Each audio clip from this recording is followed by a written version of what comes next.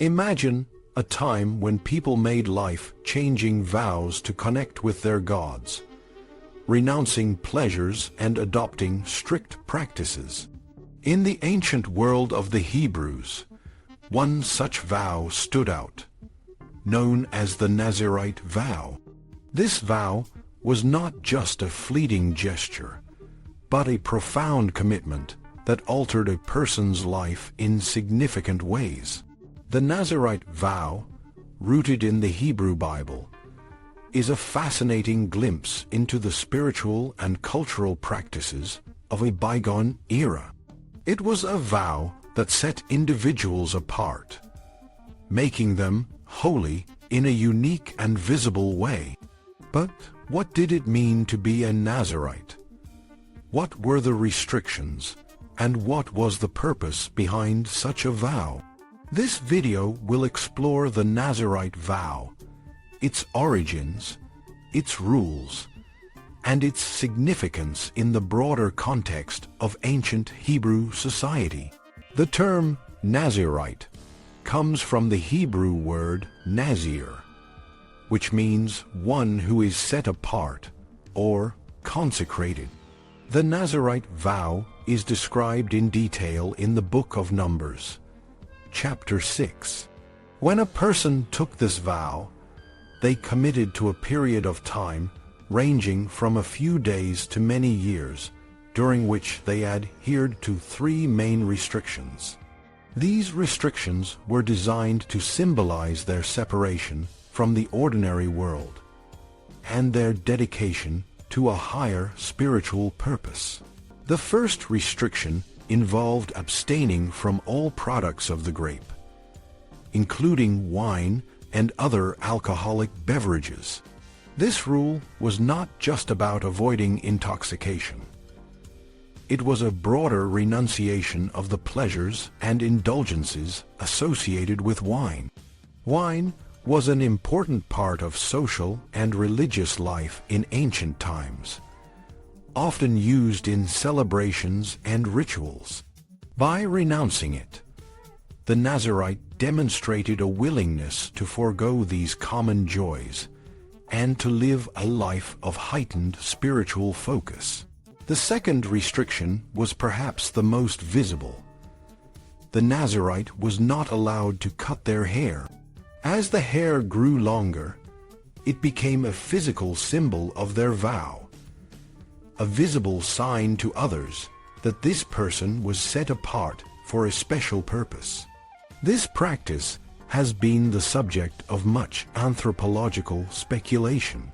Some scholars suggest that the uncut hair represented the Nazirite's growing connection to the divine, while others see it as a form of self-sacrifice, as the hair would eventually be cut and offered as part of the vow's conclusion. The third and final restriction was the avoidance of contact with dead bodies. This rule was not unique to Nazirites. It was a general regulation for maintaining ritual purity. However, for the Nazirite, this rule was even more stringent. If a Nazirite accidentally came into contact with a dead body, they would have to restart their vow, beginning the entire process again. This underscores the Nazirite's heightened state of holiness and the need to maintain a constant state of purity.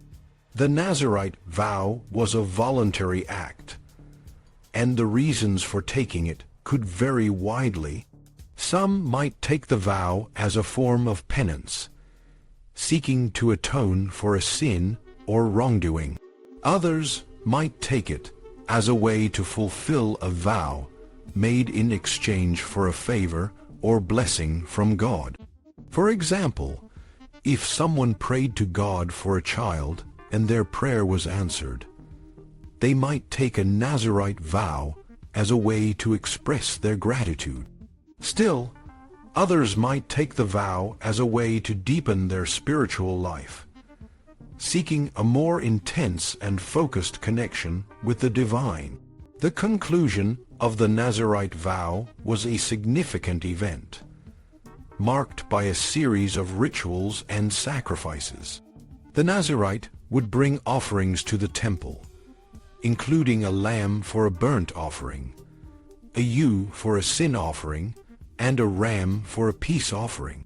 The Nazirite would then shave their head, and the hair, which had grown long during the vow, would be burned in the fire of the peace offering. This act symbolized the completion of the vow and the return of the Nazirite to ordinary life. The Nazirite vow was not just a personal commitment. It had a broader social and religious significance. By taking this vow, the Nazirite became a visible symbol of holiness and dedication within the community. Their presence and practices served as a constant reminder of the importance of spiritual discipline and the pursuit of a higher purpose. The Nazirite's vow also reinforced the idea that holiness was not just for the priests or the elite, but was accessible to anyone who was willing to make the commitment. In the broader context of ancient Hebrew society, the Nazirite vow reflects the complex relationship between the individual and the divine. It was a way for individuals to express their devotion and seek a deeper connection with God, even if it meant temporarily stepping away from the norms and pleasures of everyday life. The vow was a powerful statement of faith and a testament to the human capacity for spiritual transformation. In conclusion, the Nazirite vow was a profound and multifaceted practice in ancient Hebrew society. It was a voluntary act of dedication that involved abstaining from wine, letting hair grow, and avoiding contact with the dead. These restrictions served as a visible and tangible way for individuals to set themselves apart and connect with the divine. The Nazirite vow was a powerful symbol of holiness and a reminder of the importance of spiritual discipline. Despite its ancient origins, the Nazirite vow continues to inspire and challenge those who seek a deeper connection with the divine.